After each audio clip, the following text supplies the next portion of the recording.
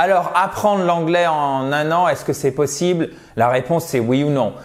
Tout dépend de votre niveau actuel, du niveau que vous voulez atteindre et surtout de la façon dont vous vous y prenez. Par contre, ce qui est clair, même si vous êtes, et j'insiste parce que je sais que c'est aussi le cas de certaines personnes qui regardent cette vidéo, donc peut-être ton cas à toi, si vous êtes grande débutante, grand débutant, vous pouvez très bien avoir un niveau très correct en anglais, pouvoir vous exprimer dans la plupart des situations de la vie quotidienne, que ce soit de la vie, ça relève de la sphère privée ou de la sphère professionnelle en un an. Ça, c'est possible, mais par contre, il faut un peu mettre d'huile de coude et surtout, ce qui compte, c'est comment vous y prendre. Et c'est ce que je vous propose de voir dans cette vidéo, vous faire bénéficier de mon expérience de formateur d'anglais pour vous expliquer comment personnellement je m'y prendrai, d'où le S puisque c'est l'hypothèse, notre conditionnel pour speak English at the end of the year, for example. Mettons que vous êtes juste au début de l'année, comment vous faites pour parler anglais, pour parler bien anglais à la fin de l'année, que ça soit en 2022, en 2023, en 2024, en 2025, etc. À mon avis, avant qu'on ait des technologies suffisantes pour remplacer ce qu'on est en train de faire maintenant, il va falloir attendre un petit moment, d'accord? Donc, 4 keywords to keep in mind. 4 words. Vous connaissez, c'est le mot key. C'est la clé. Donc, 4 mots-clés. To keep, c'est le verbe. Keep, kept. Kept, verbe irrégulier qui signifie garder. Donc, ça, c'est votre infinitif. Garder, ça, c'est la forme du passé. Ça, c'est la forme du participe passé. Pour simple rappel, d'accord? Donc, to keep in mind. Mind, c'est l'esprit. Donc, garder à l'esprit. Donc, 4 mots-clés à garder à l'esprit ou 4 axes à ne pas perdre de vue. Et ça, c'est extrêmement important. C'est vraiment la colonne vertébrale, spine en anglais, de votre apprentissage. La première chose qui fait toute la différence, si vous êtes déjà abonné par exemple à cette Fabulous YouTube channel, vous pouvez le faire en cliquant sur le bouton juste en bas à droite. Vous le savez, je vous le répète souvent, mais c'est la régularité. C'est la régularité. Le top du top, c'est avoir un rythme quotidien. Si ce n'est pas possible, c'est pas grave. Par exemple, 3 fois par semaine, ça fonctionne bien. Ce que vous pouvez faire, c'est des séances de 20 ou 30 minutes. Et n'oubliez jamais que par exemple 5 fois 30 minutes, c'est 10 fois plus efficace que 2h30 une fois par semaine. Parce que là, vous faites du bourrage de crâne. Au bout de 20 minutes, même 20 minutes en fait, on peut aller jusqu'à 30 minutes. Votre attention, elle va très très vite décliner, surtout pour l'apprentissage d'une langue étrangère.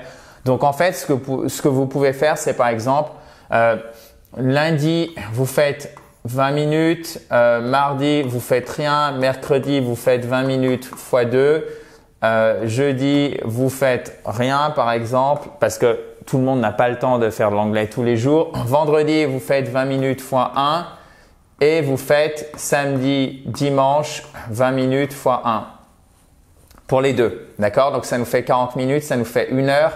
Et là, ça nous fait encore 1 heure, ça nous fait nos 2 heures par semaine. Mais voyez, de la manière dont c'est étagé, c'est 100 fois plus efficace. Ce n'est pas parce que 1 heure passée sur de l'anglais à apprendre, et on va voir comment faire, ça ne vaut pas une autre heure passée à apprendre de l'anglais parce que par exemple, si vous bourrez, vous faites 2h30 à la suite, c'est pas 2 fois 1h30. Ça vaut surtout pas ça. D'accord? Donc, régularité. Ensuite, il faut avoir un minimum d'organisation, d'accord? Donc, vous pouvez commencer par exemple, suivre les vidéos de cette fabuleuse chaîne YouTube en partant de la plus récente et en remontant le temps, si je puis dire. Alors, il n'y a pas forcément de fil conducteur, mais très vite, vous allez retrouver des notions, du vocabulaire qui revient régulièrement parce que je fais tout de même attention à ça. Et si vous voulez aller un peu plus loin, évidemment, suivez une formation. Que ça soit une de nos formations ou chez une autre personne, un autre formateur, un autre organisme, il vous faut de toute façon un fil conducteur. D'accord? Donc, au niveau de votre organisation, moi, ce que je vous recommande, c'est vraiment cibler une compétence. Donc, par exemple, vous faites cette semaine, là, j'ai vraiment du mal au niveau prononciation. Bah, vous ciblez la prononciation. où vous savez que vous allez faire au moins 2 fois par semaine, par exemple le vendredi et le lundi, vous focalisez sur la prononciation, d'accord? Quand vous apprenez le vocabulaire, faites-le sur un champ lexical, sur un thème spécifique à chaque fois. Toujours, quand vous apprenez le vocabulaire, faire toujours attention à la prononciation. Ça, c'est vraiment primordial, d'accord? Il faut cibler ce dont vous avez besoin. Pour vous donner un exemple, vous avez besoin de… Alors, attendez, que j'essaie de me rappeler des bons chiffres. 1500 mots en anglais vous permettent de vous exprimer dans à peu près 80% des situations de la vie quotidienne. Et pour passer de 80 à quasiment, allez, à 99%, on passe de 1500 à 5000, d'accord? Et même avec 500 mots, vous comprenez la moitié d'un texte classique. Avec 500 mots, vous comprenez la moitié des mots d'un texte ou la moitié d'un texte classique. D'accord? Si vous avez un minimum de grammaire, de syntaxe, si vous comprenez l'ordre des mots, vous allez pouvoir déchiffrer le sens global avec 500 mots. D'accord? Donc 500 mots, la moitié. 1500, 80%, 5000, 80, allez, on va dire 99, 98%. Donc en fait, vous voyez qu'il faut vraiment cibler. Il faut aller à l'essentiel au début et après, vous pourrez aller plus dans les détails. Parce que parfois, c'est rassurant d'aller dans les détails. On se dit, ah, si je comprends des choses complexes, compliquées, ça veut dire je maîtrise bien la langue. Pas du tout. Il faut aller à l'essentiel en étant régulier, organisé, donc apprendre de manière intelligente et surtout quelque chose d'essentiel. Sinon, ça ne marchera pas, chers amis. 2 choses, la pratique et le plaisir. Si vous n'avez pas de plaisir à faire de l'anglais, si c'est une torture, s'il y avait des choses que vous n'aimiez pas à l'école, eh ben, est-ce qu'aujourd'hui vous vous souvenez de ce que vous avez appris dans ces cours? Est-ce que spontanément vous allez y retourner? Non. Mais parfois, certains d'entre vous, l'anglais ne vous a pas forcément attiré à l'école. Et c'est devenu une obligation ou quelque chose que vous avez envie, ou les deux à la fois, quelque chose que vous avez envie de développer parce que vous apercevez que waouh, j'en ai vraiment besoin pour mon travail, ou ça fait sens parce que je suis parti en voyage, c'est la catastrophe, ou tiens, maintenant je suis en retraite, j'ai du temps et j'ai de la famille anglophone où je veux voyager. Et là, tout de suite, psychologiquement, ça n'a rien à voir. Et c'est là où la notion de plaisir peut s'enclencher et fait toute la différence. Parce que si c'est une contrainte, ça ne marche pas. Donc, ciblez bien aussi les thématiques de ce que vous apprenez, d'accord? Si vous voulez vous focaliser sur le business English, l'anglais des affaires, ce n'est pas du tout la même chose que si vous voulez vous améliorer en littérature anglaise. Donc, il faut vraiment bien choisir. C'est pour ça que les méthodes classiques, vraiment à l'ancienne, alors sans tomber dans la caricature, vous avez des textes limite pompeux, ennuyeux, ennuyants, franchement qui sont pas intéressants. Bon, bah ça n'a pas marché, manifestement. Sinon, vous ne seriez pas en train de regarder cette vidéo. Évidemment, tout ça doit vous amener à une seule chose, la pratique. Si vous ne pratiquez pas en anglais, vous ne pourrez pas vous améliorer. Pour une raison évidente, c'est parce que vous voulez, j'imagine, maîtriser l'anglais à l'oral, mais aussi parce qu'il y a une telle distance, un tel écart entre l'anglais à l'écrit et l'anglais tel qu'il est prononcé que vous devez pratiquer pour entraîner votre prononciation et surtout, la pratique, c'est la seule façon de mettre en application ce que vous apprenez lors de vos séances régulières. Donc, il y a plein de façons de pratiquer. Je vais vous montrer comment faire. Une chose essentielle, chers amis, vous pouvez évidemment trouver très vite, on va voir ça en détail, un language partner, ok, language et pas language, ok, language partner. Si vous voulez un apprentissage plus structuré au niveau de la pratique, ce que vous pouvez faire évidemment, c'est rejoindre le programme phare d'iSpeak Spoke Spoken qui est l'académie iSpeak Spoke Spoken dans lequel vous avez notamment 2 cours de pratique par semaine. Donc, si ça vous intéresse, vous avez la waiting list, la liste d'attente, puisque la possibilité de rejoindre le programme se fait à intervalles réguliers tout au long de l'année. Donc, vous recevrez un email, waiting list, mais sur des intervalles très courts parce que sinon, après, il y a trop de personnes et nous, du coup, on peut pas gérer les cours de pratique notamment. Waiting list, c'est la liste d'attente, d'accord? Donc, régularité, organisation, plaisir et évidemment, pratique. Je vais vous montrer aussi des moyens faciles pour vous de pratiquer tout à l'heure. Quelque chose de très important que vous devez faire dès le début, c'est pour ça que je l'ai mis sur la première slide, c'est tout simplement vous dire mais pourquoi moi je veux apprendre l'anglais en fait. Donc posez-vous la question de le pourquoi et vous allez poser un objectif SMART. SMART, ça signifie intelligent, ça peut signifier aussi en British English élégant, classe, d'accord? Mais en anglais standard et en American English, ça signifie intelligent. Mais ici, ce n'est pas l'adjectif intelligent, c'est un acronyme, c'est-à-dire que chaque lettre signifie un mot. Le S, c'est pour specific, le M, c'est pour measurable, le A pour achievable, le R pour relevant et le T pour time bound. Donc, il vous faut un objectif. Je vais vous expliquer comment on fait ça. Spécifique, mesurable, qui soit atteignable, qui fasse sens, donc qui soit pertinent et qui soit délimité dans le temps. OK? Spécifique, spécifique. Vous voyez, vous avez votre accent tonique. Regardez, parce que si vous dites spécifique, on va pas vous comprendre. C'est ce pourquoi je vous parlais de la prononciation. Et ça, c'est avec la pratique, faire corriger vos erreurs. Specific, specific, specific, measurable, achievable, relevant and time bound. Donc, comment on pose un objectif SMART? C'est exactement ce que je vous disais ici. Vous dites par exemple, moi, je suis au début de l'année, je veux pouvoir à la fin de l'année, je suis grande débutante, m'exprimer correctement quand je vais en voyage. Donc, je veux passer par exemple du niveau A1 à B1+. Donc, d'un niveau grand débutant à un niveau pré-intermédiaire plus. Être presque à un niveau intermédiaire. Et donc, pour ça, je vais suivre le plan d'Adrien. Je vais suivre une de ses formations par exemple, etc. D'accord? Donc, il faut vraiment mettre en contexte votre objectif par rapport donc à votre situation. Sinon, ça n'a aucun sens. Vous pouvez pas dire mon objectif c'est de parler anglais couramment. C'est pourquoi? C'est pour les voyages, c'est pour la vie professionnelle, pour les deux. Quel niveau avez-vous aujourd'hui? Quel niveau voulez-vous atteindre et en combien de temps? Donc, il faut que ça soit pertinent pour vous. Il faut que ça soit limité dans le temps. Il faut que ça soit réalisable et que vous puissiez le mesurer. D'accord? Donc, si vous n'avez pas une idée de votre niveau, vous pouvez aller sur le site de I Speak Spoke Spoken. Vous faites I Speak Spoke Spoken test de niveau. On a 3 tests de niveau qui sont complets, débutant, intermédiaire et avancé. Et là, vous avez déjà une idée de votre niveau et ça vous permet d'avoir votre objectif SMART. SMART qui signifie quand c'est un adjectif, you're smart, for example. Intelligent. Exactement.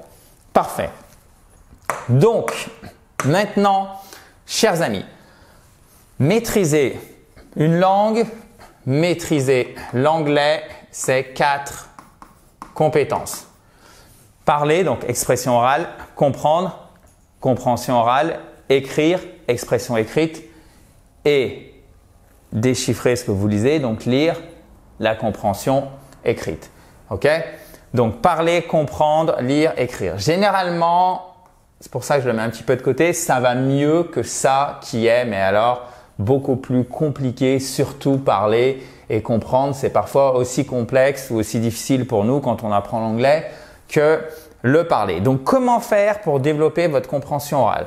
Bon, les films, les séries en VO. Le tip, c'est l'astuce en anglais, classique. Mais alors, au niveau des sous-titres, j'essaie d'anticiper vos différentes questions, chers amis. Au niveau des sous-titres, méfiez-vous. Déjà, ça doit être toujours en VO, version originale. La voix doit toujours être en anglais. Si vous avez du mal avec les sous-titres en anglais, c'est pas grave, vous mettez les sous-titres en français. Dès que ça va mieux, essayez de passer aux sous-titres en anglais. Si c'est OK pour vous, conservez les sous-titres en anglais. Ce n'est pas un drame si vous devez revenir et ou seulement utiliser les sous-titres en français. OK? Ensuite, vous avez des podcasts, des audiobooks. Donc, des livrets audio, des podcasts, Vous pouvez regarder évidemment les news, les infos. Pourquoi je vous parle de tout ça? Vous allez me dire, mais c'est un peu bateau, ça je le sais. Oui, mais souvenez-vous de ceci. Il y a 20 ans, 25 ans pour être sûr, on n'avait pas tout ça. Donc maintenant, vous savez que vous avez cette possibilité. Ce qui compte, c'est comment vous allez vous organiser et comment vous allez choisir et où le trouver. Alors, où le trouver? Vous cherchez, faites des simples recherches sur Google. D'accord, pour les podcasts, pour les news, pour les audiobooks. Et alors, ce que vous faites aussi, c'est que vous choisissez une thématique qui vous plaît. Si vous détestez la politique, la géopolitique, vous n'allez pas lire BBC News et War in Ukraine, la guerre en Ukraine par exemple. D'accord? Mais par contre, il se trouve que vous aimez pas trop l'actualité, vous en avez marre, vous trouvez que c'est à devenir totalement dépressif. Du coup, vous êtes aussi par contre un passionné d'équitation, vous allez chercher. Il y a tellement de choses dans le monde anglophone.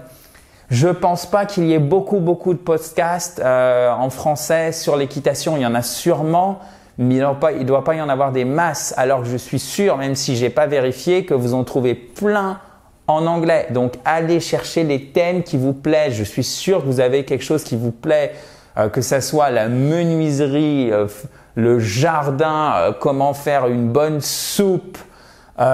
L'équitation, construire je ne sais quoi ou alors quelque chose très pointu sur la littérature, etc. Vous trouverez toujours des ressources. Mais ce qui compte en fait, c'est que ça vous plaise. C'est pas difficile de trouver la ressource, mais il faut les sélectionner la bonne pour vous. C'est pour ça que je voulais faire tout ce topo avant. Il y a aussi une chose qui marche très bien pour le coup. Alors moi, je suis pas trop réseaux sociaux. Alors on a évidemment un compte Instagram chez I Speak Spoken par exemple et peut-être un compte TikTok au moment où on va regarder cette vidéo.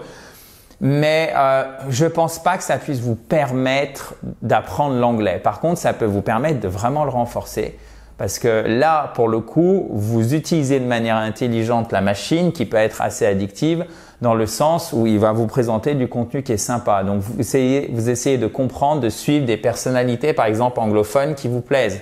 Et là, vous avez de l'audio et surtout, ce qui est vraiment intéressant, c'est que vous avez du real life English. Vous avez de l'anglais de la vie réel, d'accord? Vous avez toutes les expressions familières, courantes, life English, ok? Ensuite, ce qui va faire la différence, je sais que je me répète, pour l'écoute, pour la compréhension orale, c'est évidemment la régularité. Parce que vous allez habituer votre cerveau à fonctionner avec cette langue. Cependant, 20 minutes d'écoute de l'anglais, c'est monstrueux en termes de calories brûlées, si je puis m'exprimer ainsi. Ok? Donc, faites attention, c'est normal que vous soyez hyper fatigué, que ça soit, vous dites, mais c'est pas, wow, ça demande un effort considérable. Oui, c'est le cas, ça demande un effort considérable. Ensuite, pour développer votre compréhension écrite, si c'est le cas, vous voulez améliorer votre anglais à l'écrit. Bon, c'est tout simple.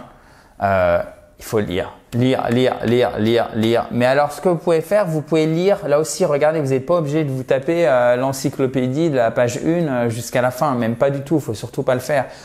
Sélectionnez des articles, des posts, par exemple, sur les réseaux sociaux qui vous plaisent et allez voir les commentaires. Si vous êtes fan de cuisine, allez voir les recettes de cuisine. Si vous adorez la musique, un groupe en particulier, vous l'avez peut-être déjà fait, les paroles d'une chanson, vous voyez. Mais tout ça, c'est très important. C'est très important de le retrouver de manière régulière, ce que je vous expliquais ici. D'accord? Il faut vraiment faire très attention. Passons maintenant à l'expression orale et à l'expression écrite. Alors, regardez. Pour l'expression écrite, et on va garder le plus important, si je puis dire, pour la fin. Donc, il faut faire des exercices ciblés sur ce qui pêche chez vous. Si vous savez que, par exemple, au niveau des temps, donc les tenses, voilà, vous dites je mélange prétérit, present perfect, je sais pas s'il faut utiliser l'auxiliaire avoir, être, j'ai l'impression que c'est à la fois des temps différents, toujours le même temps, etc. Comment ça marche? Vous ciblez les exercices sur les temps, d'accord? Et vous pouvez vous dire, ok, je fais 1 semaine, 2 semaines où je cible que les temps. Ça marche bien aussi, mais ça prend un petit peu du temps. C'est pour ça qu'on parlait de 1 an. Demandez toujours, et c'est là où il faut avoir un enseignant ou un natif, de corriger vos erreurs. Je pense que c'est beaucoup mieux de le faire par un enseignant, par un formateur. Vous allez me dire, ouais, tu prêches pour ta paroisse. Mais non, mais en fait, c'est logique. C'est pas parce que vous parlez français, vous, par exemple, qui regardez cette vidéo, que vous êtes capable de l'enseigner. On est d'accord avec ça. Quand est-ce, par exemple, que j'utilise en et y? Pourquoi je dis en France et pas à France? Et pourquoi je dis à Paris et pas en Paris? Vous voyez? Pour vous, c'est naturel, mais si je vous pose la question, vous allez me dire, ben non, c'est comme ça. Non, évidemment, il y a des explications. Donc, à mon avis, c'est beaucoup mieux et beaucoup plus efficace de faire corriger vos erreurs par un enseignant, un formateur, un tuteur, etc. pour avoir les bonnes explications. Mais vous pouvez prendre des raccourcis, je pense notamment à tous ceux qui doivent utiliser l'anglais dans des situations un peu urgentes, le travail, pour organiser vos voyages, vous n'avez pas forcément le temps, etc. Là, vous avez des vérificateurs de grammaire en ligne, comme celui-ci. D'accord? Donc, vous pouvez télécharger toutes les slides que vous voyez ici en cliquant sur le i en haut à droite et sur le PDF que vous téléchargerez, donc toutes les diapositives. Hein. Diapositive, ça se dit slide.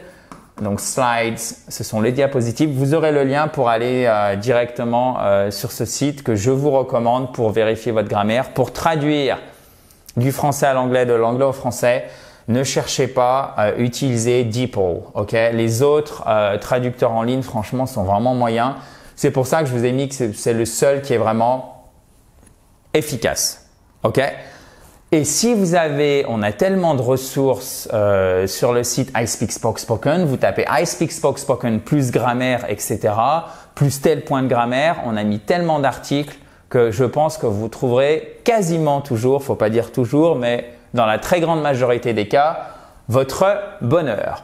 Venons-en, on en vient, pardon, j'en perds mon français, on en vient à l'essentiel, parler tout de même. Développer son expression orale. La première chose à faire, évidemment, pour maîtriser l'anglais, c'est le parler.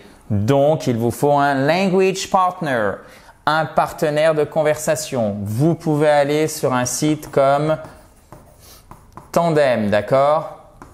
Faites toujours preuve sur les sites de rencontres sur Internet, même si ici on parle de partenaire linguistique. Hein, je ne suis pas dans la rencontre amoureuse, vous l'avez compris, chers amis. C'est vraiment un partenaire linguistique. Faites toujours preuve de bon sens et de prudence. Je réitère vraiment cet appel à la prudence et au bon sens.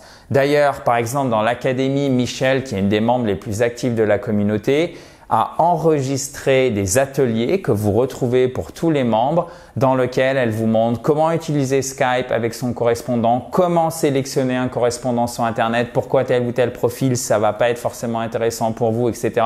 Puisque elle, je crois qu'elle a de mémoire 4 correspondants plus les cours de l'académie. Et ça fait partie des membres de la communauté qui connaissaient 3 mots il y a quelques années et qui maintenant parlent anglais quasiment couramment.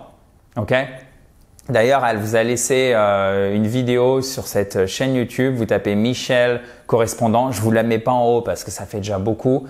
Et elle vous donne déjà un guide. Ça vous donnera une bonne idée de comment s'y prendre pour trouver un correspondant sur ces sites. Vous avez aussi près de chez vous, alors ça dépend où vous habitez évidemment, souvent des cafés langues ou des clubs de langue. Vous pouvez aller sur Meetup pour retrouver ce type d'événement près de chez vous parce que c'est un des sites numéro 1 qui rassemble des différents événements qui sont organisés à un endroit donné. Donc vous pouvez dire par exemple à 30 km aux environs de mon domicile et vous pouvez sélectionner par exemple club de langue, etc. ou apprentissage de l'anglais, apprentissage d'une langue et vous verrez s'il y a quelque chose. Ça se passe sur Meetup. Je sais que certains d'entre vous ont aussi trouvé un correspondant sur les réseaux sociaux comme TikTok, comme Facebook, comme Instagram. Alors là, c'est peut-être parce que je suis déjà d'une génération les années 80, donc c'est moins mon style.